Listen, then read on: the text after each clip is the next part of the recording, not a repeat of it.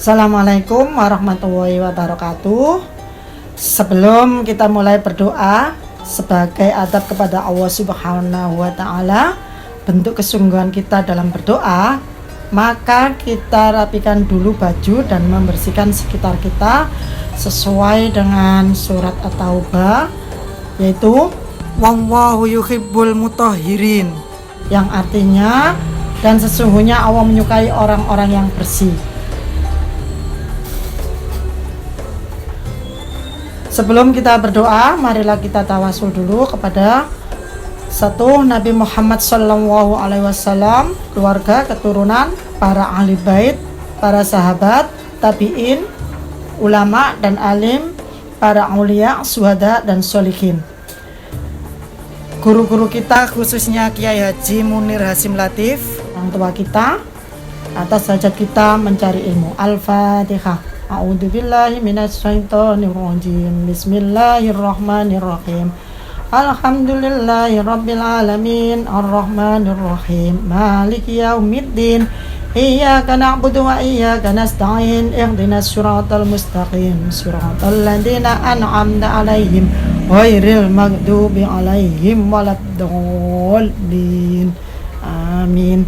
Sekarang kita lanjutkan membaca doa awal belajar. Bismillahirrahmanirrahim. Allahumma ya man huwa fi ilmihi muhid, wa ya man huwa fi majdihi munir, wa ya man huwa fi lutfi sarif, ya hannan ya mannan, akrimna binuril fahmi wa ahrijna min dhulumatil fahmi warzuqna fahman nabiyyin wa khifdal mursalin wa ilhamal malaikatil muqarrabin birahmatika ya arhamar rahimin.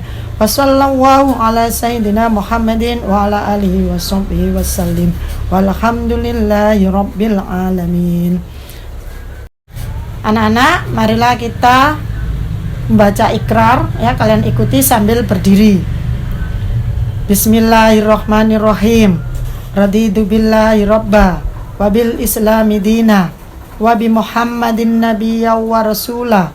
Rabbi zidni ilman nafi'a warzuqni fahman thayyiba birahmatika ya arhamar rahimin. Agar kegiatan kita hari ini memberikan kemanfaatan yang maksimal bagi diri kita, utamanya kesehatan dan kecerdasan, marilah kita bersama-sama melantunkan sholawat badar. Ini akan diputarkan video yang akan dibawakan oleh Habib Syekh ya. Sebagai umat Islam, kita semestinya kenal dan cinta kepada Rasulullah yang telah berjuang dan mengajarkan agama Islam kepada umatnya, termasuk kita. Salah satu caranya adalah dengan bersolawat. Marilah kita simak bersama-sama videonya.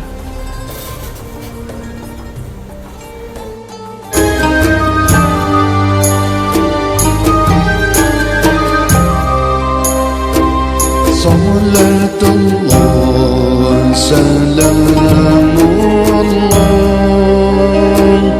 ala toha rasulillah. Salatullah salamullah ala yasin habibillah.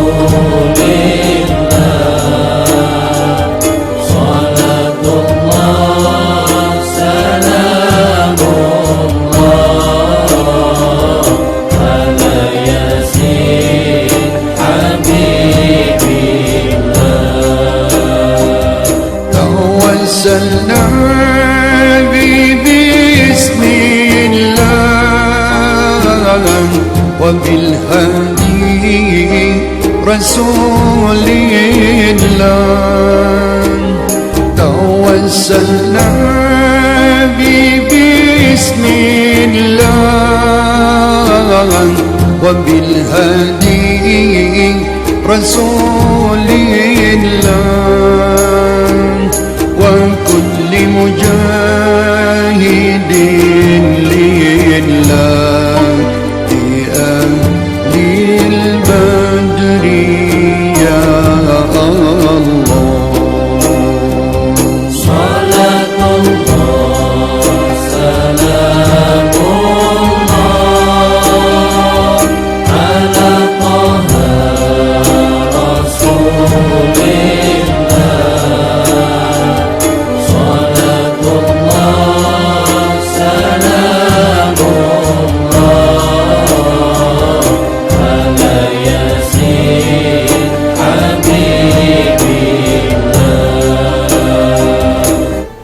Sebelum diputarkan video riwayat sholawat badar, siapkan alat tulis dan perhatikan cerita ini yang memiliki jawaban tentang pertanyaan, yaitu A. Siapa pengarang atau penyusun sholawat badar?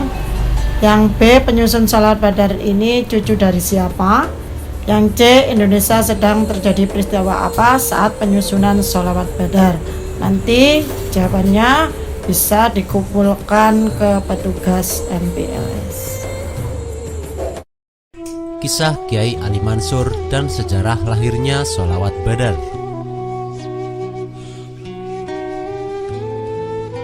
Sholawat badar berisi puji-pujian kepada Rasulullah SAW dan ahli badar, para sahabat yang mati syahid dalam perang badar, berbentuk syair dan dinyanyikan dengan lagu khas.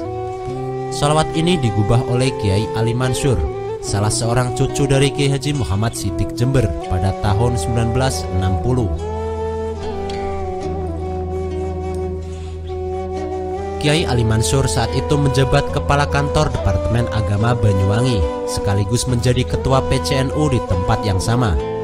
Proses terciptanya sholawat ini penuh dengan misteri dan teka-teki.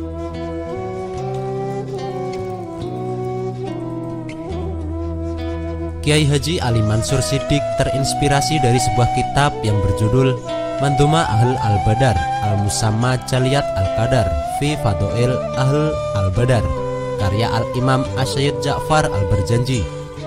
Dan sebelum menulis syair sholawat badar, Kiai Ali bermimpi didatangi manusia-manusia berjubah putih bersorban hijau.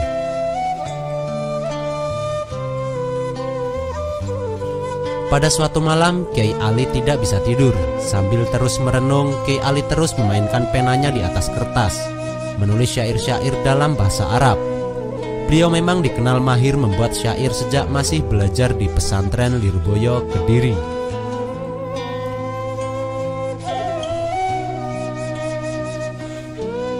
Kegelisahan Kiai Ali berbaur dengan rasa heran karena malam sebelumnya beliau bermimpi didatangi para habib berjubah putih hijau. Semakin mengherankan lagi karena pada saat yang sama istrinya mimpi bertemu Rasulullah SAW.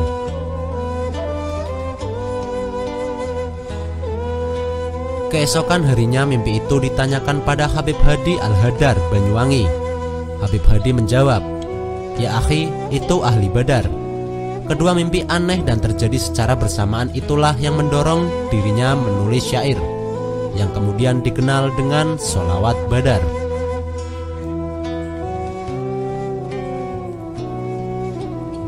Keheranan muncul lagi karena keesokan harinya banyak tetangga yang datang ke rumahnya sambil membawa beras, daging, dan lain sebagainya, layaknya akan mendatangi orang yang akan punya hajat mantu. Mereka bercerita bahwa pada pagi-pagi buta pintu rumah mereka didatangi orang berjubah putih yang memberitahukan di rumah Kiai Ali Mansur akan ada kegiatan besar. Mereka diminta membantu, maka mereka pun membantu sesuai dengan kemampuannya.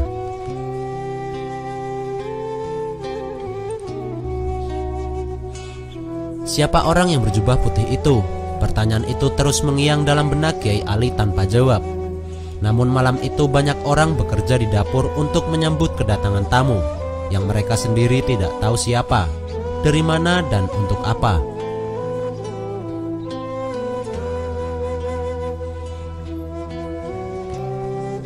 Pagi-pagi sekali menjelang matahari terbit, serombongan habaib berjubah putih hijau dipimpin Habib Ali bin Abdurrahman Al-Habsyi dari Kuitang, Jakarta, datang ke rumah Kiai Ali Mansur.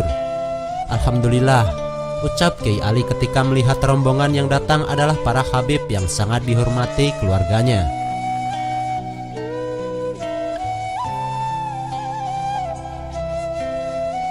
Setelah berbincang basa-basi sebagai pengantar, membahas perkembangan PKI dan kondisi politik nasional yang semakin tidak menguntungkan, Habib Ali menanyakan topik lain yang tidak diduga Kiai Ali. "Ya akhi, mana syair yang ente buat kemarin? Tolong ente bacakan dan lagukan di hadapan kami-kami ini."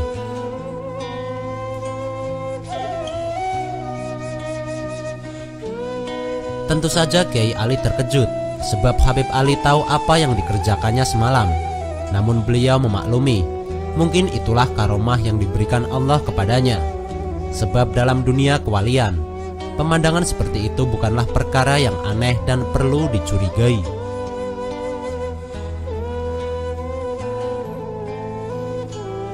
Segera saja Kiai Ali mengambil kertas yang berisi sholawat badar hasil gubahannya semalam, lalu melakukannya di hadapan mereka. Kiai Ali juga memiliki suara yang bagus. Di tengah alunan suara sholawat badar itu, para habib mendengarkannya dengan khusyuk. Tak lama kemudian mereka meneteskan air mata karena haru.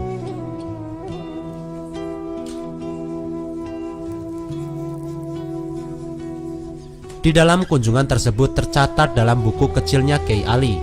Kejadian tersebut pada hari Rabu pagi tanggal 26 September tahun 1962 jam 8 pagi. Pada kesempatan itu dibacakan Maulid Al-Azab dan ceramah agama. Di antara yang memberikan ceramahnya adalah Habib Ali Al-Habsyi Kuitang, Habib Muhammad bin Ali Al-Habsyi Kuitang, dan Habib Salim bin Jindan.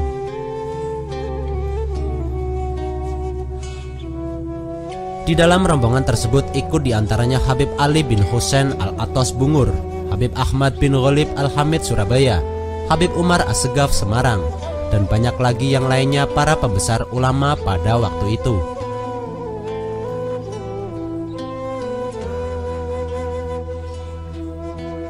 Selesai mendengarkan sholawat badar yang dikumandangkan Kiai Ali Mansur, Habib Ali segera bangkit. "Ya akhi, mari kita perangi genjer-genjer PKI itu dengan sholawat badar," serunya bernada mantap. Setelah Habib Ali memimpin doa, lalu rombongan itu memohon diri. Sejak saat itu terkenalah sholawat badar sebagai bacaan warga NU untuk membangkitkan semangat melawan orang-orang PKI.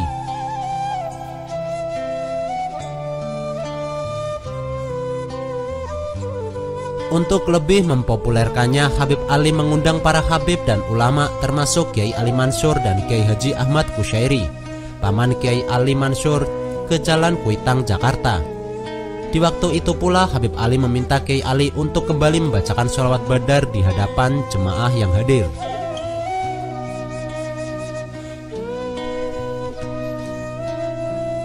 Sehingga membuat sholawat badar menjadi masyhur tersebar luas di mana-mana. Apalagi sholawat tersebut setelahnya selalu dibaca di awal majelisnya Habib Ali Al-Habsyi Kuitang. Setelah itu Habib Ali Al-Habsyi meminta kepada para muridnya untuk mencetak teks sholawat tersebut dan dibagi-bagikan kepada para jamaahnya.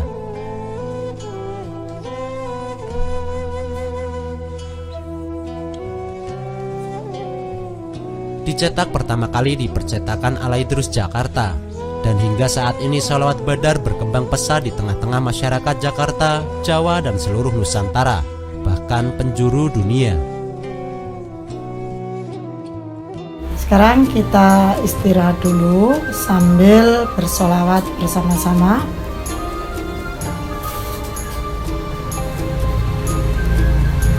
Kita lantunkan bersama-sama ya salawatnya. Salatullah, salamullah ala Taha Rasulillah.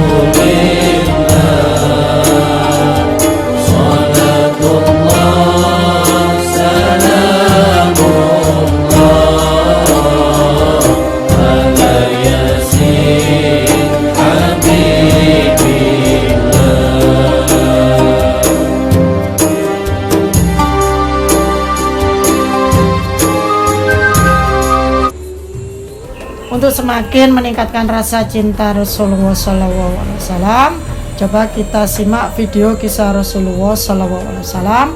Yang pertama, kisah mukjizat Rasulullah SAW yang mampu membelah dan memegang bulan. Dan yang kedua, kisah yaitu tentang pengemis buta. Sebelum diputar video, siapkan alat tulis untuk menjawab pertanyaan. Yang pertama, siapa saja nama yang muncul dalam cerita. Yang kedua, apa saja mukjizat Rasulullah SAW. Juga siapkan tugas tentang mabadi khairul ummah.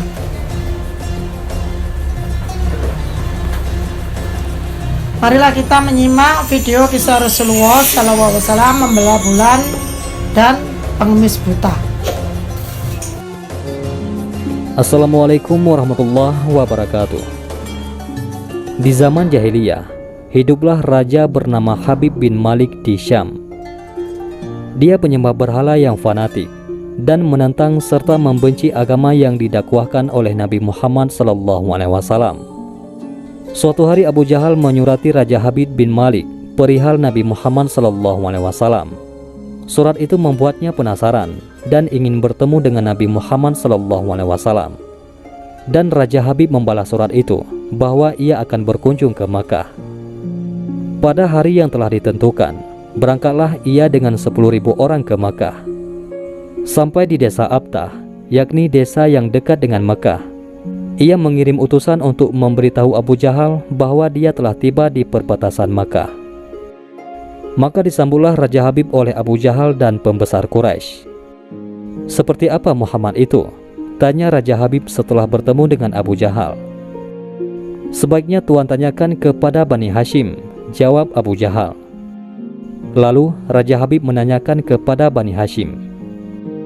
Di masa kecilnya, Muhammad adalah anak yang bisa dipercaya, jujur dan baik budi.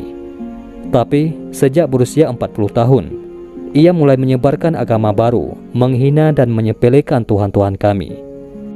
Ia menyebarkan agama yang bertentangan dengan agama warisan nenek moyang kami, jawab salah seorang keluarga Bani Hashim. Raja Habib memerintahkan untuk menjemput Nabi Muhammad SAW dan menyuruh untuk memaksa bila beliau tidak mau datang. Dengan menggunakan jubah merah dan sorban hitam, Nabi Muhammad SAW datang bersama Abu Bakar As-Siddiq radhiyallahu an dan Khadijah radhiyallahu an. Sepanjang jalan Khadijah radhiyallahu an menangis karena khawatir akan keselamatan suaminya. Demikian pula Abu Bakar radhiyallahu an. "Kalian jangan takut. Kita serahkan semua urusan kepada Allah Subhanahu wa taala," kata Nabi Muhammad SAW. Sampai di desa Abtah, Nabi Muhammad SAW disambut dengan ramah dan dipersilahkan duduk di kursi yang terbuat dari emas.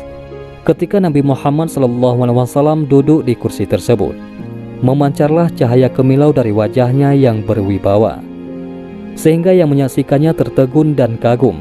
Maka berkata Raja Habib, "Wahai Muhammad, setiap Nabi memiliki mukjizat. Mukjizat apa yang engkau miliki?" Dengan tenang, Nabi SAW balik bertanya, "Mukjizat apa yang Tuan kehendaki?" Raja Habib bin Malik menjawab, "Aku menghendaki matahari yang tengah bersinar engkau tenggelamkan, kemudian munculkanlah bulan. Lalu turunkanlah bulan ke tanganmu, belah menjadi 2 bagian, dan masukkan masing-masing ke lengan bajumu sebelah kiri dan kanan. Kemudian keluarkan lagi dan satukan lagi. Lalu suruhlah bulan mengakui bahwa engkau adalah Rasul. Setelah itu kembalikan bulan itu ke tempatnya semula. Jika engkau dapat melakukannya, aku akan beriman kepadamu dan mengakui kenabianmu." Mendengar itu, Abu Jahal sangat gembira. Pasti Nabi Muhammad SAW tidak dapat untuk melakukannya. Dengan tegas dan yakin, Nabi Muhammad SAW menjawab, "Aku penuhi permintaan Tuan." Kemudian Rasulullah SAW berjalan ke arah gunung Abi Qubays dan sholat 2 rakaat. Usai sholat, beliau SAW berdoa dengan menengadahkan tangan tinggi-tinggi agar permintaan Raja Habib terpenuhi. Seketika itu juga, tanpa diketahui oleh siapapun juga, turunlah 12.000 malaikat. Maka berkatalah malaikat, "Wahai Rasulullah, Allah menyampaikan salam kepadamu." Allah berfirman, "Wahai kekasihku, janganlah engkau takut dan ragu. Sesungguhnya aku senantiasa bersamamu. Aku telah menetapkan keputusanku sejak zaman azali." Tentang permintaan Habib bin Malik, "Pergilah engkau kepadanya untuk membuktikan kerasulanmu. Sesungguhnya Allah yang menjalankan matahari dan bulan, serta mengganti siang dengan malam." Habib bin Malik mempunyai seorang putri cacat, tidak punya kaki dan tangan, serta buta. Allah Subhanahu wa Ta'ala telah menyembuhkan anak itu, sehingga ia bisa berjalan, meraba dan melihat. Lalu bergegaslah Rasulullah SAW turun menjumpai orang kafir. Sementara bias cahaya kenabian yang memantul dari wajahnya semakin bersinar. Waktu itu matahari telah beranjak senja. Matahari hampir tenggelam, sehingga suasananya remang-remang. Tak lama kemudian Rasulullah SAW berdoa agar bulan segera terbit. Maka terbitlah bulan dengan sinar yang benderang. Lalu dengan 2 jari Rasulullah SAW mengisyaratkan agar bulan itu turun kepadanya.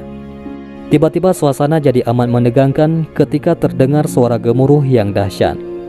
Segumpulan awan mengiringi turunnya bulan ke tangan Nabi Muhammad SAW. Segera setelah itu, beliau SAW membelahnya menjadi 2 bagian. Lalu beliau masukkan ke lengan baju kanan dan kiri. Tak lama kemudian, beliau SAW mengeluarkan potongan bulan itu dan menyantukannya kembali.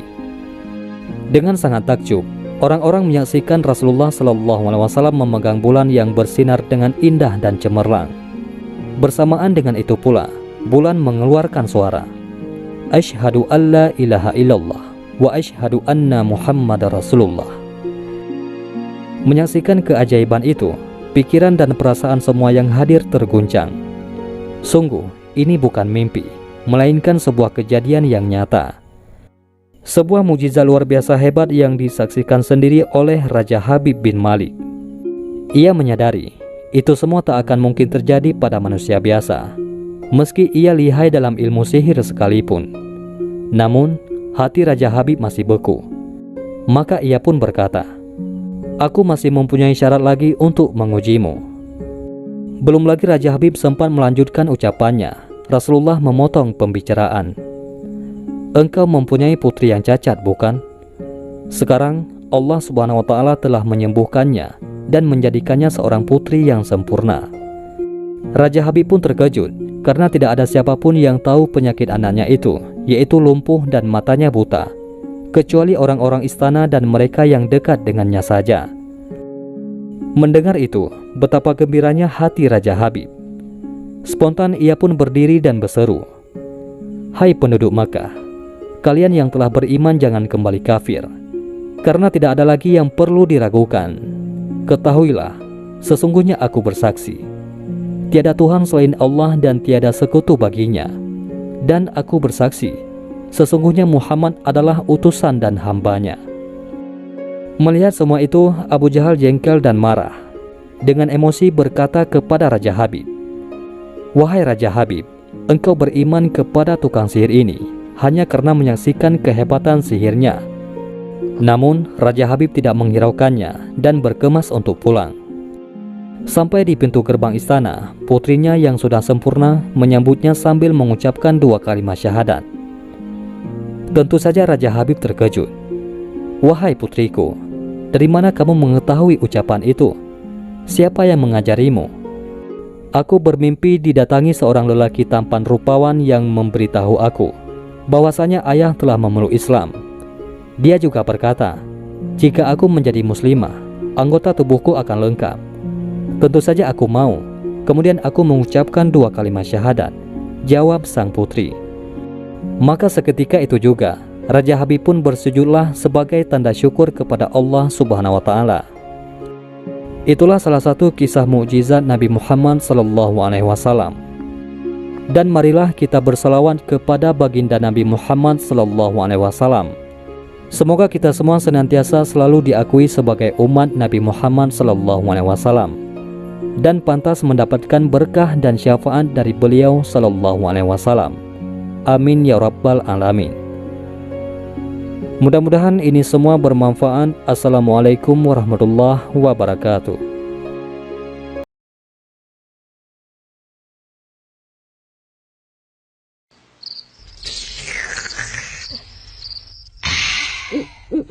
Alhamdulillah. Nah, sekarang kalian mau cerita apa? Cerita tentang anak-anak Nabi, Bah. Tentang perang aja, Bah.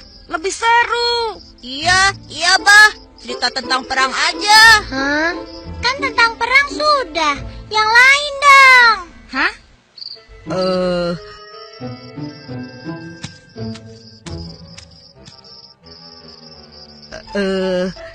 Abah, Engkus pinjam ya, biar Engkus yang pilih ceritanya. Boleh. Emangnya kamu tahu? Perasaan si Engkus nggak bisa baca deh. Jangan-jangan bacanya kebalik lagi. Hah?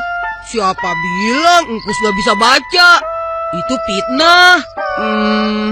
Cerita apa ya? Tuh kan, kebalik. Apa Encep bilang? Hah?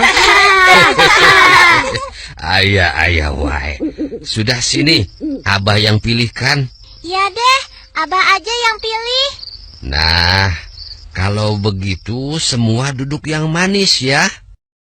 Kalian sudah siap? Siap, Bang. Siap, Bah. Baiklah. Pada zaman Rasulullah Muhammad sallallahu alaihi wasallam memimpin, kota Madinah menjadi tempat yang sangat ramai. Penduduknya bertambah banyak dan sering dikunjungi para pedagang dari berbagai tempat. Kaum muslimin hidup dalam kedamaian di bawah naungan Islam. Namun demikian, di tengah kedamaian itu, orang-orang berjual beli di pasar dengan penuh kejujuran. Hiduplah seorang pengemis buta yang biasa duduk di salah satu sudut pasar kota Madinah. Dasar manusia pada bodoh semua. Bisa-bisanya ditipu oleh Muhammad. Zaid, tidakkah kau dengar itu? Dengar apa? Anak yatim dengar. yang tiba-tiba mengaku menjadi nabi. Masya Allah. Siapa yang berani berkata seperti itu? Hah? Siapa dia? Memang engkau tidak tahu, wahai Zaid? Dia itu seorang pengemis Yahudi buta di pasar ini. Siapa namanya? Aku juga tidak tahu. Tapi yang jelas, dia sering berbicara sendiri dan mendustakan Nabi. Apakah orang-orang tidak tahu? Muhammad itu pembohong, tukang sihir yang dapat menipu orang lain dengan kata-katanya. Orang yang haus kekuasaan. Kurang ajar si Muhammad itu.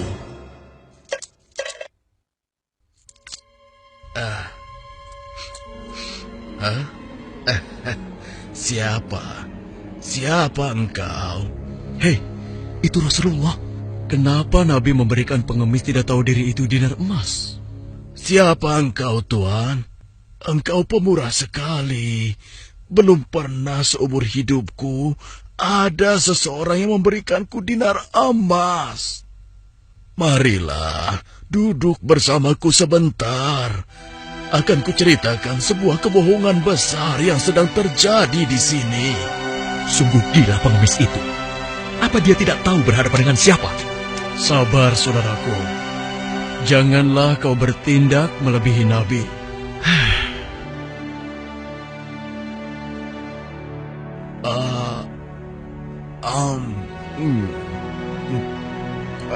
Enak sekali makanan ini. Terima kasih, Tuan. Belum pernah aku bertemu seseorang yang memperlakukan aku sebaik ini. Demikianlah sejak saat Andai itu Muhammad seperti ini, Rasulullah sering mendatangi si aku akan pengemis menjadi buta. pengikutnya. Si pengemis Yahudi buta itu tidak tahu bahwa yang selama itu mendatanginya adalah Rasulullah. Rasulullah tidak pernah menceritakan siapa beliau sebenarnya. Nabi tidak marah, kan dihina terus, Bah. Itulah salah satu keutamaan Nabi. Beliau sangat sabar meskipun dihina. Beliau tetap bersikap lemah lembut terhadap si pengemis itu. Hingga suatu ketika Rasulullah pun wafat. Dipanggil oleh Allah Subhanahu wa ta'ala.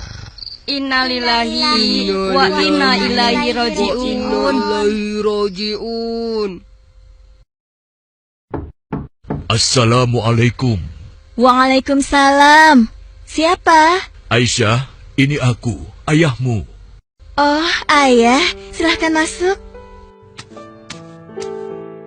Ada apakah gerangan, ayah? Anakku, aku hendak bertanya, adakah kebiasaan Rasulullah yang belum aku kerjakan? Wahai ayah, engkau adalah sahabat Nabi yang paling dekat. Tidak ada kebiasaan Nabi yang belum pernah ayah lakukan, kecuali satu. Oh ya? Apa itu? Wahai ayahku, setiap pagi dikala Rasulullah melewati pasar, beliau menyempatkan diri menyuapi seorang pengemis Yahudi buta yang ada di sana. Hanya itu saja? Baiklah, akan aku lakukan. Setelah mendengar penuturan anaknya Aisyah, keesokan harinya Abu Bakar As-Siddiq pun pergi menuju pasar tempat pengemis Yahudi itu berada. Assalamualaikum. Waalaikumsalam warahmatullahi wabarakatuh. Di manakah engkau, sahabatku? Sudah beberapa hari engkau tidak datang. Sudah tiada lagi yang menyuapiku makan. Mungkin itu orangnya. Engkaukah itu, sahabatku? Sudah lama engkau tidak datang. Duduklah. Mana makanan untukku? Aku sudah lapar. Cepat, cepat. Kau tahu tidak kabar tentang Muhammad si pendusta itu? Aku dengar pengaruhnya semakin luas. Entah sihir apa yang dia gunakan.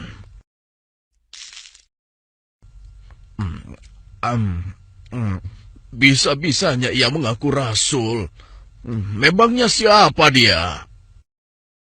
Mendengar ocehan si pengemis buta, Abu Bakar menjadi geram. Hei, mana makanannya? Jangan diam saja.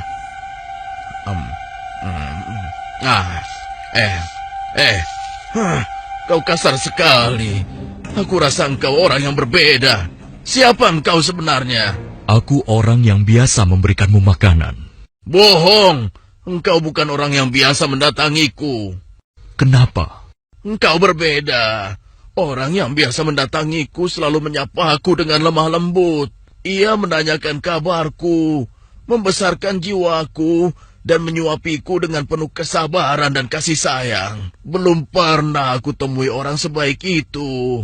Pantasnya, dialah yang menjadi seorang rasul. Engkau benar, Bapak. Aku memang bukan dia. Hah? Lalu, siapa engkau? Aku adalah salah seorang dari sahabatnya. Namaku Abu Bakar. Lalu, kemana sahabatku yang biasa datang itu? Engkau yakin tidak tahu? Tidak.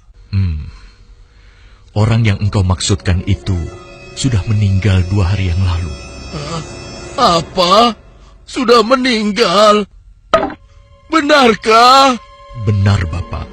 Aku bahkan turut menguburkannya. Oh, mengapa orang sebaik itu meninggal? Padahal aku belum sempat membalas kebaikannya. Dia orang yang terbaik yang pernah aku temui di muka bumi ini. Bahkan melebihi saudara-saudaraku sendiri. Namanya pun aku tidak tahu. Bapak, maukah aku beritahu siapa orang itu sebenarnya? Hah? Engkau tahu? Siapa dia? Dialah Muhammad Rasulullah Sallallahu Alaihi Wasallam. Hah? Dia adalah Muhammad? Benarkah apa yang kau katakan?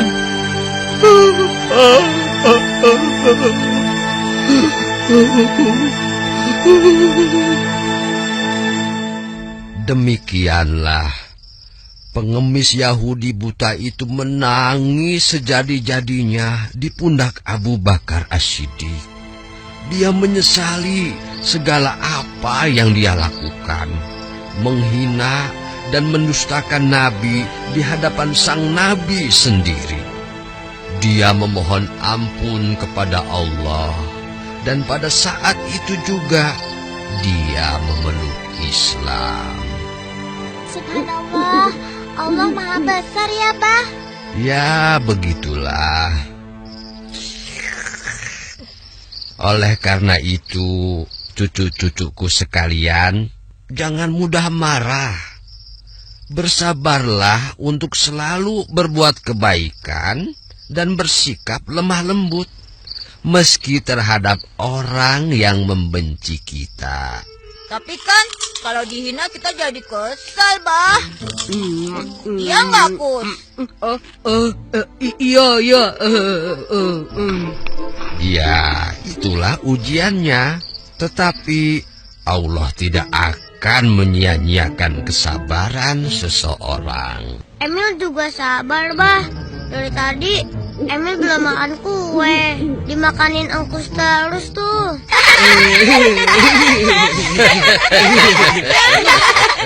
Ayah.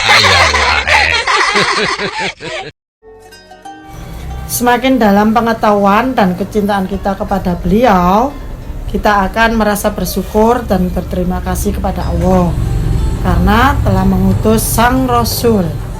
Pada hakikatnya, tujuan diutusnya beliau adalah sebagai rahmat buat alam semesta dan khususnya juga demi penyempurnaan akhlak manusia. Dengan ajaran yang disampaikan Rasulullah, dari kalangan manusia akan muncul umat terbaik, khairul ummah. Nah, sekarang dilanjut mabadi khairul ummah. Pengertiannya yaitu secara terminologi, mabadi khairul ummah memiliki makna berupa prinsip-prinsip nilai sebagai bagian dari upaya terbentuknya tatanan kehidupan masyarakat yang lebih baik, mandiri, serta mampu menuntaskan tugas-tugas amar ma'ruf nahi munkar. Mabadil khairul ummah ada 5 prinsip dasar. Yang pertama, as-siddiqu, yaitu kejujuran atau kebenaran, kesungguhan dan keterbukaan. Yang kedua, al-amanah wal wafa bil ahdi, dapat dipercaya, setia dan tepat janji. Yang ketiga, al-adalah, bersikap adil dan objektif. Yang keempat, at-ta'awun, tolong menolong, setia kawan dan gotong royong dalam kebaikan dan takwa. Yang kelima, istiqomah, berkelanjutan. Itu tadi 5 prinsip dasar ya, 5 prinsip dasar mabadi khairul ummah. Selanjutnya, tujuan mabadi khairul ummah yaitu tujuannya upaya pembentukan identitas dan karakter warga NU melalui penanaman nilai-nilai luhur yang didasari atas paham Ahlus Sunnah wal Jamaah. Lanjut, yaitu mabadi khairul ummah, peran NU sebagai penegak agama dan nasionalisme ada 2. Yang pertama, ajaran NU pasti bersumber dari Rasulullah Shallallahu Alaihi Wasallam yang dibawa oleh para ulama. Yang kedua, NU berperan penting mulai dari berdirinya Indonesia hingga mencegah terjadinya kehancuran Indonesia, sebagaimana ungkapan Kiai Haji Hasyim Asy'ari, agama dan nasionalisme adalah kutub yang tidak berseberangan. Nasionalisme adalah bagian dari agama dan keduanya saling menguatkan. Sekarang pertanyaan tentang mabadi khairul ummah. Pertanyaan yang pertama, apa yang dimaksud mabadi khairul ummah? Yang kedua, apa saja prinsip mabadi khairul ummah? Selanjutnya nanti kumpulkan tugas ke bagian petugas MPLS. Tugasnya dikumpulkan ke bagian petugas MPLS. Kalau sudah selesai semuanya, marilah kita membaca doa akhir belajar. Bismillahirrahmanirrahim. Allahumma salli wa sallim ala sayyidina Muhammadin wa ala alihi sayyidina Muhammad walhamdulillahi rabbil alamin. Allahumma inni astaudiuka ma'allamtani fardudhu ila inda hajati ilaihi walatun sinihi ya rabbal alamin. Wa sallallahu ala sayyidina Muhammadin wa ala alihi wa sahbihi wasallim walhamdulillahi rabbil alamin. Assalamualaikum warahmatullahi wabarakatuh.